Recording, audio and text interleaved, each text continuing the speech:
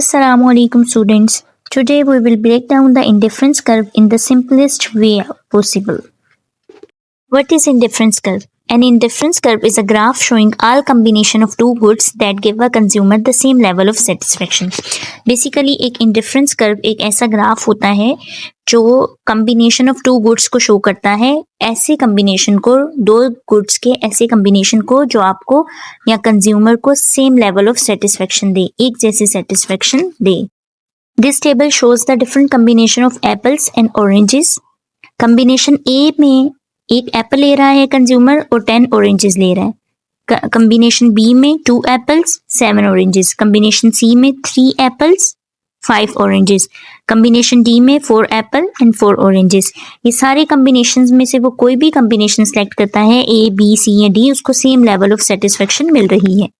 Okay students, अब आप इस ग्राफ को देखें. एक्स एक्सिस पे एप्पल्स लिए हैं, वाई एक्सिस पे ऑरेंजेस. और इंडिफरेंस कर्व किस तरह ड्रा किया है कि पॉइंट ए पे हम देख रहे थे कि ए 1 एप्पल लिया है, 10 ऑरेंजेस, पॉइंट ए बन गया. 2 apples 7 oranges, point B. 5 apples and 3 apples 5 oranges, combination C. Combination D में 4 एप्पल्स 4 ऑरेंजेस. इन सारी पॉइंट्स को ए बी सी डी को कंबाइन करेंगे तो आपके पास इंडिफरेंस कर्व आ जाएगा. अब इंडिफरेंस कर्व ये शो कर रहा है कि आप इनमें से कोई भी कम्बिनेशन लेते हैं, इंडिफरेंस कर्व के ऊपर ए बी सी डी में से कोई भी कम्बिनेशन लेते हैं तो वो आपको सेम लेवल ऑफ सेटिस्फेक्शन देगा. Assumptions of indifference curve. First assumption ये है कि prices of goods are constant. Indifference curve जब हम ड्रा कर रहे हैं या उसको स्टडी कर रहे हैं कि उस दौरान जो गुड्स की प्राइसेस हैं, जैसे हमने एप्पल और ऑरेंजेस की एग्जांपल ली, तो उनकी प्राइसेस चेंज ना हो, कांस्टेंट रहे. और कंजम्पशन बी, सेकंड कंजम्पशन है money income of the consumer is given and doesn't change. Money income जो कंज्यूमर की है वो गिवन हो और वो इस टाइम पीरियड में चेंज ना हो. थर्ड अजम्पशन है consumer spend his income on 2 goods which is substitute of each other. Consumer ऐसे ही 2 गुड्स के ऊपर स्पेंड करे जो एक दूसरे का सब्स्टिट्यूट हो. अजम्पशन 4 है कि जितनी ज्यादा वो गुड ले रहा है वो उसको ज्यादा सेटिस्फेक्शन दे, यानी कि more of good always gives more satisfaction to the consumer. यानी कि अगर वो 1 एप्पल ले रहा है तो कम सेटिस्फेक्शन होगी, 2 ले रहा है तो ज्यादा होगी. यानी कि वो गुड्स की जितने ज्यादा लेगा उतनी ज्यादा उसको सेटिस्फेक्शन ज्यादा होगी.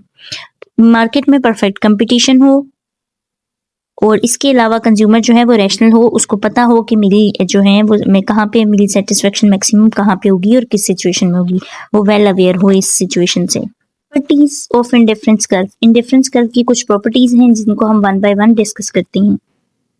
फर्स्ट प्रॉपर्टी है कि indifference curve slopes downward. Indifference curve हमेशा डाउनवर्ड स्लोप होता है, लेफ्ट टू राइट, ठीक है. और ये किस चीज को शो कर रहा होता है? नेगेटिव स्लोप को. आप लोगों को पता है कि डाउनवर्ड स्लोप जो है वो नेगेटिव स्लोप होती है. इसका मतलब ये है कि if a consumer chooses to consume more of one good, they must consume less of the other good to maintain the same level of satisfaction.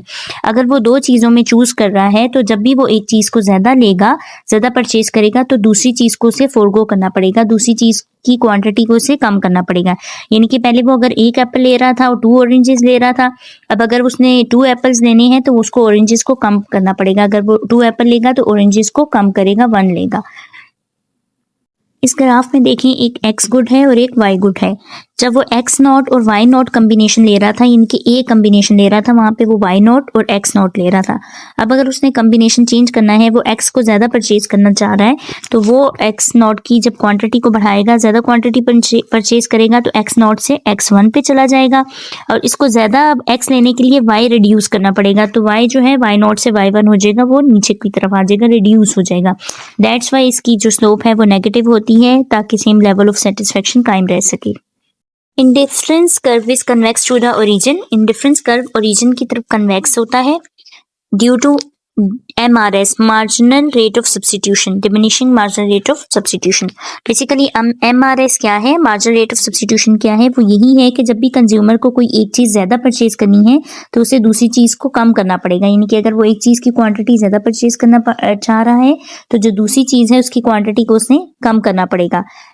यही जो है वो MRS है, मार्जिनल रेट ऑफ सब्स्टिट्यूट है. यानी कि एक चीज ज्यादा लेने के लिए हम दूसरी चीज को सब्स्टिट्यूट कर रहे हैं, उसको थोड़ा सा छोड़ रहे हैं, फोरगो कर रहे हैं उसको. और दैट्स वाई इंडिफरेंस कर्व की स्लोप नेगेटिव भी होती है और ये कन्वेक्स टू ओरिजिन होता है. फॉर एग्जाम्पल अगर कंज्यूमर जो है वो फूड और क्लोथिंग दो गुड्स परचेज करना चाह रहा है, अगर वो more and more unit of food लेगा तो उसे गिव अप करना पड़ेगा क्लोथ को, फिर उसे जो है फ्यूअर यूनिट ऑफ क्लोथ लेना पड़ेगा, इनके कम क्लोथ्स खरीदने पड़ेंगे। क्योंकि जब कंज्यूमर मोर कोई सी चीज़ को ज़्यादा खरीदता है, मोर ऑफ गुड कंज्यूम करता है, तो marginal utility of that good decrease. हमने पढ़ा था ना कि जब भी कंज्यूमर कोई चीज़ ज़्यादा वो करता है तो उसकी मार्जिनल यूटिलिटी डिक्रीज हो जाती है। तो ये जो डिक्लाइन आता है ये बेसिकली विलिंगनेस जो सब्सिट्यूट को शो कराता है, जो एक चीज़ के लिए दूसरी चीज़ को जो है वो फोरगो कर रहे हैं। इसी वजह से आईसी जो है इंडिफरेंस कर्व जो है उसकी स्लो नेगेटिव भी होती है और उसकी शेप कन्वेक्स होती है। इस टेबल पे फोकस करें। कम्बिनेशन है ABCD, फूड है 1 2 3 4, क्लोथिंग है 12 6 4 3 और MRS है मार्जिनल रेट ऑफ सब्सिट्यूट। जब कम्बिनेशन ए वो लेता है उसने एक फूड आइटम लिया है और 12 क्लोथ आइटम लिए हैं, ठीक है। तो मार्जिनल रेट ऑफ सब्सिट्यूट अभी यहाँ से जो है वो कैलकुलेट नहीं होता, सेकंड यूनिट से होता है। कम्बिनेशन 2 पे अगर वो जाता है, अगर वो फूड ज़्यादा लेना चाह रहा है यानी कि 1 की बजाय अब वो 2 फूड आइटम्स लेना चाह रहा है तो उसको क्लोथ को कम करना पड़ेगा। अगर उसने फूड को बढ़ाना है तो क्लोथ को कम करना पड़ेगा। क्लोथिंग फिर जो है वो 12 से 6 हो जाएगी, डिक्लाइन हो जाएगी। मार्जिनल रेट ऑफ सब्सिट्यूट क्या है? बेसिकली क्लोथ में से हम फूड को मतलब क्लोथ के सेकंड यूनिट में से फर्स्ट को माइनस करेंगे, डिवाइडेड बाय फूड के सेकंड यूनिट में से फर्स्ट को माइनस करेंगे। फॉर एग्जांपल बी कम्बिनेशन पे MRS कैसे निकलेगा? 12 - 6 डिवाइडेड बाय 2 - 1, तो ये 6 आ गया। इसी तरह अगर वो कम्बिनेशन सी पे जा रहा है, अगर वो 2 फूड आइटम्स की बजाय 3 फूड आइटम्स परचेज करना चाह रहा है तो उसको फिर क्लोथ को फोरगो करना पड़ेगा। अब वो 6 की जगह कम क्लोथ खरीद पाएगा, 4 खरीद पाएगा। अब क्या होगा? 6 - 4 MRS निकालने के लिए 6 - 4 डिवाइडेड बाय 3 - 2, तो इट्स 2। तो आप देख रहे हैं कि MRS जो है वो डिक्रीज हो रहा है, पहले 6 था, फिर 2 था, फिर 1 था। इसी टेबल से हम ग्राफ बनाते हैं। एक्स एक्सिस पे हमने फूड लिया है, वाई एक्सिस पे क्लोथिंग लिया है। फूड 1 2 3 4 है, तो क्लोथ के यूनिट्स आप साइड पे मेंशन है वो चेक कर लें, 2 4 6 8। कम्बिनेशन ए पे उसने 12 क्लोथ आइटम्स लिए थे और 1 फूड आइटम लिया था। कम्बिनेशन बी में उसने 2 फूड आइटम एंड 6 क्लोथ लिए थे। कम्बिनेशन सी में उसने 4 और 3 का कम्बिनेशन लिया था, यानी कि 4 क्लोथ आइटम और 3 फूड। कम्बिनेशन 4 में 4 फूड आइटम और 3 क्लोथ। अब इन पॉइंट्स को जब हम ईयर करेंगे, इनको पॉइंट्स को मिलाएंगे तो हमारे पास ABCD कम्बिनेशन जो शो हो रहे हैं ये इंडिफरेंस कर्व के ऊपर शो होंगे, इंडिफरेंस कर्व बन जाएगा। अब यहाँ पे आप देखें तो अगर हम सेकंड यूनिट लेते हैं, फूड का आइटम जो है वो 1 की बजाय 2 लेता है तो 2 - 1 और क्लोथ का 12 - 6 हो जाएगा। फिर इसका जो रेट आएगा वो 6 आएगा। इसी तरह से हम लोग सेकंड का देखेंगे। 6 - 4 क्लोथिंग के लिए जब वो 3 सी कम्बिनेशन पे आता है और 3 - 2 फूड के लिए। इंडिफरेंस कर्व की थर्ड प्रॉपर्टी है कि जो हायर इंडिफरेंस कर्व होता है वो हायर लेवल ऑफ सेटिस्फेक्शन देता है। जितना इंडिफरेंस कर्व ऊपर की तरफ होगा, हायर होगा, वो मैक्सिमम वो हायर लेवल ऑफ सेटिस्फेक्शन देगा, और जो इंडिफरेंस कर्व जितना नीचे होगा तो वो लोअर लेवल ऑफ सेटिस्फेक्शन देगा। ये ग्राफ कम्बिनेशंस को शो कर रहा है बनानास एंड बिस्किट के। एक्स एक्सिस पे बनानास हैं और वाई एक्सिस पे बिस्किट्स हैं। तो IC1 जो है वो एक इंडिफरेंस कर्व है, IC2 जो है वो सेकेंड इंडिफरेंस कर्व है। अब हमने पढ़ा था कोई भी इंडिफरेंस कर्व मतलब इंडिफरेंस कर्व के ऊपर जितने भी पॉइंट्स आते हैं वो इक्वल लेवल ऑफ सेटिस्फेक्शन देते हैं। IC1 पे जितने पॉइंट्स आएंगे वो इक्वल लेवल ऑफ सेटिस्फेक्शन देंगे, IC2 पे जितने पॉइंट्स आएंगे वो इक्वल लेवल ऑफ सेटिस्फेक्शन देंगे। बट हमने ये पढ़ा है कि जोन सा IC कर्व हायर होगा वो हायर लेवल ऑफ सेटिस्फेक्शन देगा। तो IC2 जो है वो हायर है IC1 से, तो IC2 जो है वो हायर लेवल ऑफ सेटिस्फेक्शन देगा as compare to IC1। Indifference curve की फोर्थ प्रॉपर्टी है कि indifference curve can never intersect each other. Indifference curve जो है वो एक दूसरे के साथ इंटरसेक्ट नहीं कर सकते, यानी कि अगर आपके ग्राफ में 2 या 3 इंडिफरेंस कर्व हैं तो वो एक दूसरे के साथ टच नहीं कर सकते, इंटरसेक्ट नहीं कर सकते। बिकॉज हमने पीछे एक प्रॉपर्टी पढ़ी है ना कि जो इंडिफरेंस कर्व हायर लेवल पे होगा वो हायर लेवल ऑफ सेटिस्फेक्शन देगा और नीचे लोअर वाला लोअर लेवल ऑफ सेटिस्फेक्शन देगा। तो अगर 2 इंडिफरेंस कर्व एक दूसरे के साथ टच करते हैं तो इसका मतलब है कि वो फिर सेम लेवल ऑफ सेटिस्फेक्शन दे रहे हैं, जो कि हमारी पिछली प्रॉपर्टी के ऑपोजिट हो जाएगा। जैसे कि IC1 और IC2 आपको यहाँ पे नजर आ रहा है। पॉइंट ए पर देखें तो ये दोनों इंटरसेक्ट करें तो इसका मतलब ये है कि ये सेम लेवल ऑफ सेटिस्फेक्शन देंगे, जबकि ये पॉसिबल नहीं है क्योंकि हायर वाला हायर सेटिस्फेक्शन देता है, लोअर वाला लोअर। तो ये प्रॉपर्टी के अगेंस्ट है। और अगर आप बी और सी पे देखें, सी पे जो है वो पॉइंट ए एंड सी जो है वो देखें सेम लेवल ऑफ सेटिस्फेक्शन देगा क्योंकि वो हायर इंडिफरेंस कर्व पे है।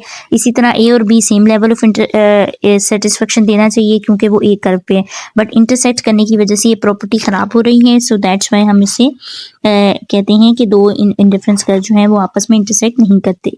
फिफ्थ असम्पशन है कि आईसी कर्व या indifference curve does not touch x axis और वाई एक्सिस। आईसी कर्व जो है वो एक्स एक्सिस और वाई एक्सिस को टच नहीं करता क्योंकि हमने दोनों गुड्स का कम्बिनेशन लेना है। एक्स एक्सिस या वाई एक्सिस को टच करने का मतलब ये है कि आप एक गुड जीरो ले रहे हैं और बाकी दूसरा ले रहे हैं, बट हमने दोनों गुड्स का कम्बिनेशन लेना है।